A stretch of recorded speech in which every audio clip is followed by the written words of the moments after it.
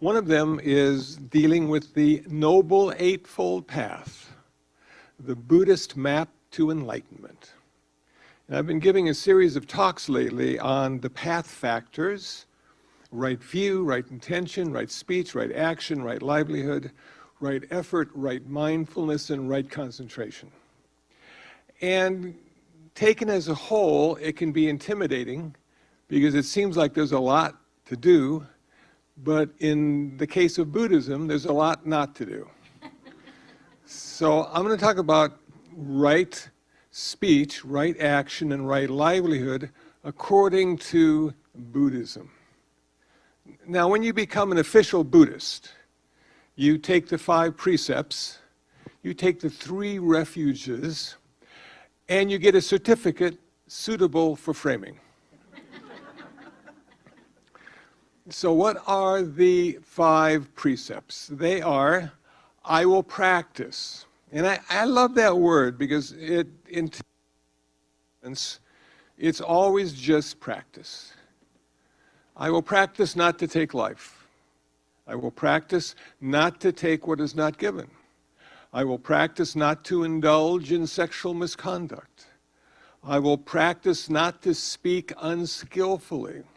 I will practice not to consume intoxicants to the point of intoxication, which generally is the hardest one to practice.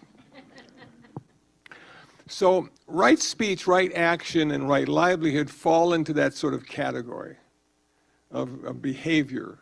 What you say and what you do and how it affects you and all the people around you.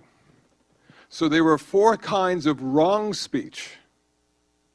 The 4 kinds of wrong speech are false speech, malicious speech, harsh speech, and gossip or idle chatter. Now, I'd have to admit, one of my guilty pleasures lately has been watching TMZ, which is full of gossip and idle chatter. And in a way, it sort of counteracts all the serious talk that you hear on radio and television and by really smart people, telling us that the end is near and you will suffer miserably. And then you find out about the relationship of 2 stars, and is it on or is it off? And you go, yeah, okay, I can relate to that. Now, out of the 4 kinds of wrong speech, the worst one is not false speech. Though false speech undermines your reality. Now, that's just tripped me out when I first read that. Is here you are thinking you know what's going on, and all of a sudden somebody comes and gives you the exact opposite and says, this is true. And then you say to yourself, well, what is true? What is truth? What is false? How am I ever going to know if it's really true if 10 people say it is and 10 people say it isn't? Now, the Buddha came from a place of empirical experience. He said, the truth comes out when you experience it, not when you think about it or ruminate about it, but it comes out when you actually know it true to be you because you have been there. You've done that. You've seen the good and not so good. And now when people tell you that what you experienced is wrong, you have the option of just listening, saying thank you very much, and go get a cup of coffee. Because people are going to tell you all sorts of things. But malicious speech, that has anger and hatred connected to it. This can really make you feel bad when you don't need to, when there's no reason to. But this person doesn't like you, and this person's going to get back at you, and he or she will use their language and words like bullets and knives. And you go, wow, am I really that bad? Have I really missed the point? Can I make up for it? And the idea is just to sort of settle in with it. Just let people see what they see, hear what they have to say, and you really don't have to do too much thinking about it. You can just sort of let go. Let it go. Where does it go? Who knows where it goes? But it doesn't need to stay with you. You got a lot of stuff to do. You got places to go, and you got people to be. You can't be stuck with this. And then you've got, the harsh speech. And I don't know if you're following the news. You're probably better off not following the news. But this road rage stuff, and talk about harsh speech. They get out of their car, and they come right up to your window. And sometimes they have utensils, and you just go, what? I didn't use my blinker, so? And the harsh speech just comes right at you, and you go, wow, I will never not use my blinker again. I need to let everybody know if I'm going to go left or right. Okay, but you don't need to use harsh speech. You need to use kind speech. You need to use speech that is uplifting. That'll make the person feel better because of what you said, not feel worse because of what you said. Now we come to right action. Not to kill, not to steal, and no sexual misconduct. Wow, killing, huh? A lot of us, most of us, maybe all of us, kill every day without a second thought. Now we've had the rains, and now everything is growing, and what comes next? The mosquitoes. They're everywhere. And there's new ones, they're so small you can't even see them. They just bite you, and then an hour later you've got this little bump on your arm, and you go, how did that happen? Where did that come from?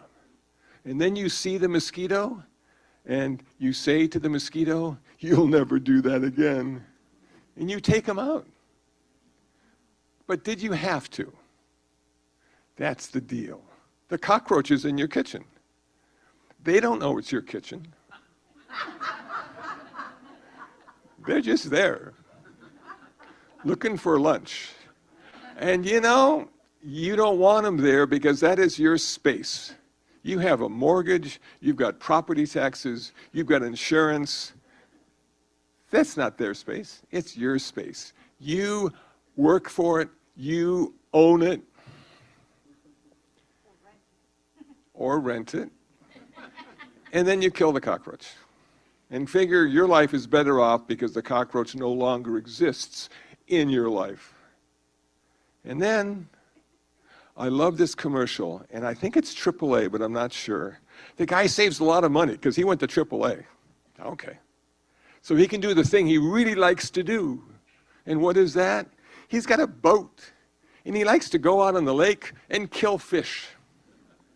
That's what he's worked his whole life for. That boat to go out and kill fish. Now, I know it's euphemistic to call it fishing, because it sounds so, I don't know, like a hobby or something. But really what you're doing is you're just killing the fish. Sometimes you eat it, sometimes you don't. Sometimes you just hold it up to the camera. Look how big this fish is, and I killed it today. And everybody's patting him on the back. Let's go have a beer. You killed the fish. You go, wow, killing. Sometimes it's good, sometimes it's not so good. In Buddhism, it's never good. And that's the hard part, because sometimes you do have to kill. Sometimes if the mosquito has malaria, you really need to kill the mosquito so 10 human beings don't die. So what's the best way to kill a mosquito? The best way to kill a mosquito is wish the mosquito a happy rebirth. That in its next lifetime, it'll be more than a mosquito. So you're doing the mosquito a favor.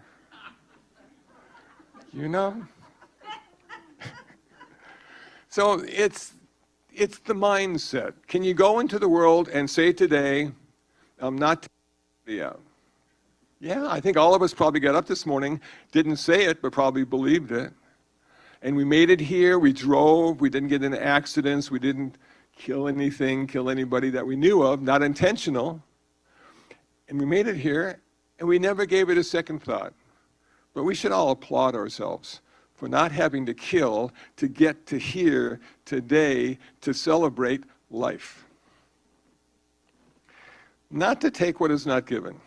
Man, you know, they're closing stores in San Francisco because people are going in and stealing stuff. So much stuff they can't afford to stay in it anymore. And then the employee starts to prevent the theft, and the store fires the employee for trying to help the store and not lose the stuff. Well, we really have to think about stuff. What is stuff? You know, we have a lot of it. Coming out of LA today, I passed this homeless person on the street. And there was a little tent.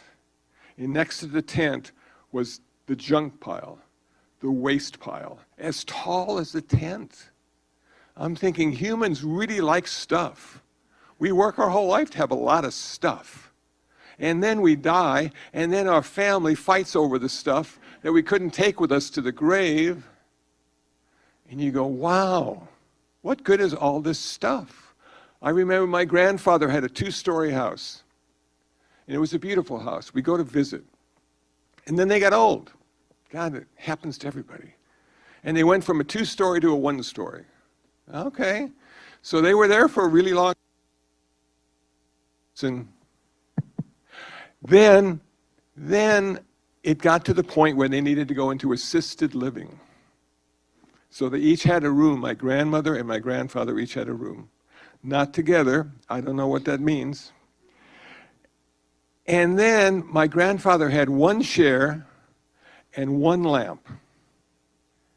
That was what he owned after a lifetime of buying and selling and hoarding and thinking stuff was so important that he couldn't let it go. Wow. I remember when I moved in to the meditation center, I had a guitar, and I had a banjo, and I had a keyboard, and I had a couple harmonicas. And I said to myself, well, I'm moving into the meditation center. This will be of no use to me any longer because I'm going to become an ascetic. So I sold all the stuff, and the stuff I couldn't sell, I gave away. And now, after 30 years at the meditation center, I have a couple banjos. I have 3 guitars. And I have about 20 harmonicas. I'm thinking, how did that happen? How could that practice of asceticism and letting go turn into having even more stuff? The one thing I didn't give away was my desire. And that desire kept prodding me and pushing me to acquire this and acquire that and get that. I'm like, wow, okay, it worked. Now I'm getting really old, well, sort of old. And now this stuff, I can't play 3 guitars. It's too much. I don't want to play 3 guitars. So I'm going to have to give some of them away and let other people enjoy what I had for all those years. Let them enjoy it too. Okay. So this stuff that we keep acquiring, we don't need to steal other people's stuff. That's them. Ownership is an illusion. We never own anything. We're just using it until somebody wants it more than we do. Or we can't find it. Or the new model comes out. And we go, wow, okay. That's what I've always wanted, that new model. It's finally here. Sexual misconduct. Yeah, this is a big one. Because everybody likes sex. You know, if people didn't orgasm, we'd have far fewer people on this earth. It just goes to show you, nature tricked us. You know, and we have kids, and we have more kids, and we have grandkids, and we have great-grandkids. It works so well. 8 billion people and counting. Okay. So what is sexual misconduct according to Buddhism 2,600 years ago? He said, do not have sex with people that are married. I thought that's interesting because before he was the Buddha, he was Siddhartha Gautama, and he had a wife, and he had a child named Rahula. So he understood the value of a family unit and how important it was to protect it. So he said, don't have sex with people who are married. He then said, don't have sex with people who are engaged. You don't want to change their minds. They worked hard to find their partner, their mate. And now you're going to put a question mark in there? No, no, no. You're going to cause a lot of karma, bad karma for yourself and everybody else. So don't have sex with people who are engaged. He said, don't have sex with people who are children being supported by their parents. Because they're children being supported by their parents. Now I know in 2023, a lot of people are moving back home, and maybe they're 40. So is it okay to have sex with them? Check with their parents.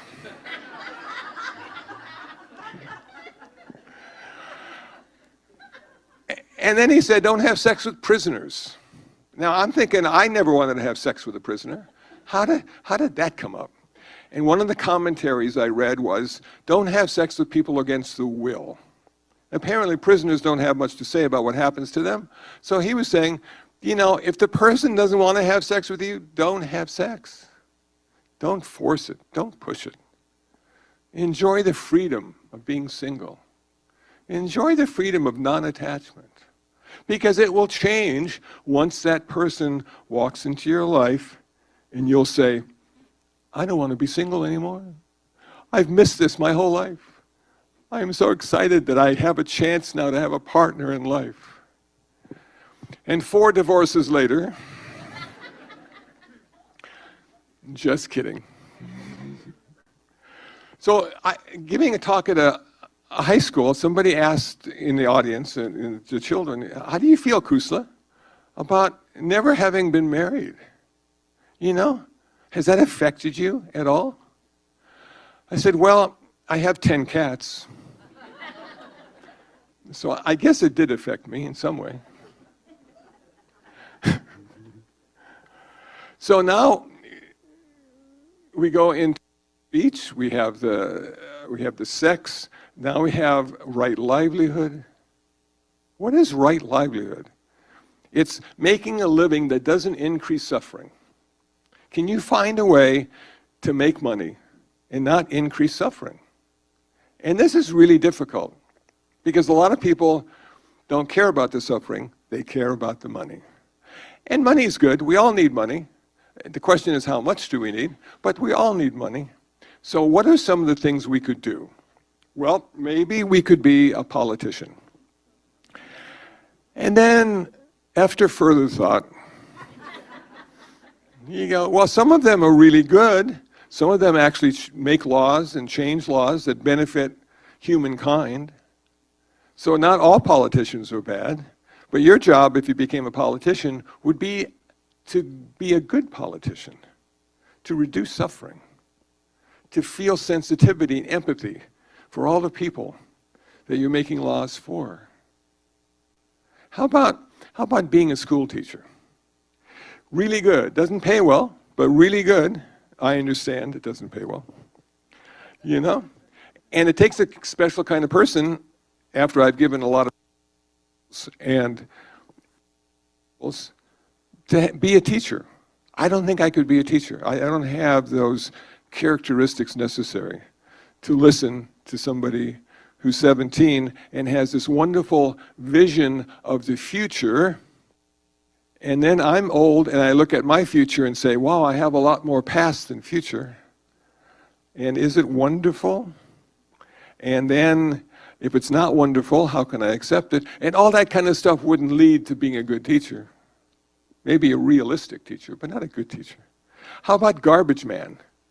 Or should I say garbage? You know, they're out there every week picking up that trash that you don't want. You know? They're benefiting our city and our state, and they're benefiting your neighborhood. And yeah, that might be good. I've never talked to anybody who wanted to be a garbage man, though. You know, it seems like, well, I guess I have to do it because I need the money. But it would be a right livelihood. You know, it would be a way to make a living and reduce suffering in the world. And then you have, well, maybe I'll be clergy. You know, those clergy guys and gals, they're all out there making a difference in the world. They have so many wisdom teachings that they can share with us to help us live our life a little bit better. And then when we get close to the end of our life, they can help us die well too. Maybe I'll be clergy. Well, clergy's tough because sometimes it doesn't pay well, though some of those TV evangelists, they're doing okay. But the other ones, the ones that actually, you know, go out and talk to people and are concerned about the welfare of the congregation, they don't necessarily make a lot of money. They may make enough money. But even that's in question because most of the money comes in as donations. And if you rely on donations, it's tough. Feast or famine. You never can figure it out. There's no steady kind of thing, you know? But I think clergy would be good because you wouldn't be necessarily sharing knowledge. You'd be sharing wisdom. And wisdom is the language of the heart, not the language of the intellect. So that would be nice to stretch people out and say this. Did you ever think about it in this way? You might give it a try because it could benefit you. And that little change of perspective, that little twist could make a difference in your life and the life of everyone around you. So when it comes to right livelihood, you know, I don't know if all of us really had this idea of what we were going to do and how we were going to do it. And then we started to do it and realized you didn't want to do it anymore. And so you took this path and that path. And then you finally get to Social Security and maybe a little pension if you're lucky. And you look back on your life and say, did I choose my life or did life choose me? Which one was it? I always felt I was in charge, but then I thought about it because of all the wisdom teachings I've been accepting as ultimate truth rather than relative truth. And maybe I wasn't in charge at all. Maybe past karma had something to do with it. Maybe being kind had something to do with it. Maybe there were a lot of reasons why I ended up doing what I did. And you know, in the end, it's pretty much all the same. You made it. You made it through life. You might have had an old car or a new car. You might have had a wife or no wife. You might have kids or no kids. You might have pets or no pets. But somehow you made it through life. And now you're coming to the closure of your life. And you look back and said, yeah, this is good. I'm really happy I did this. And in the case of Buddhism, we can appreciate the teachings of the Buddha for giving us direction. Because in Buddhism, we don't think the Buddha could do it for us. We think that he told us how he did it, and that was our cue. That was our intention. To do it the way he did it in our own way. So I don't think two people become enlightened in the same way. I don't think people are choosing their path as much as they think they are.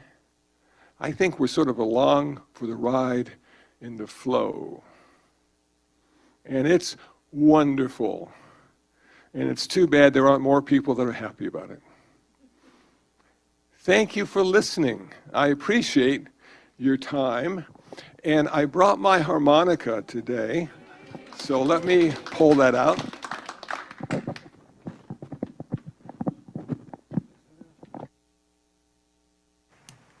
Thank you.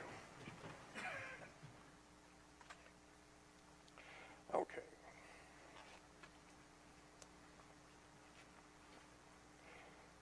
It's been a while since I played. It's been a while since I played my harmonica because of COVID.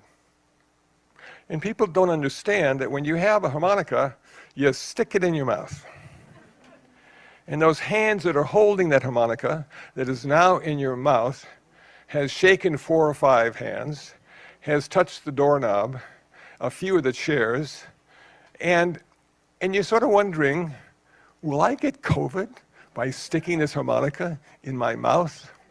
Well, after a couple years and successfully avoiding COVID, I picked up my harmonica again. And I thought, wow, this sounds really good, you know? And this is my favorite harmonica. This one only has 6 holes. And you know what they say about limitation? It causes you to find a workaround. It causes you to be more creative when you have a lot of limitations. So I thought I'd try a 6-hole harmonica to see if those limitations would allow me to play better. So you can be the judge. Here we go.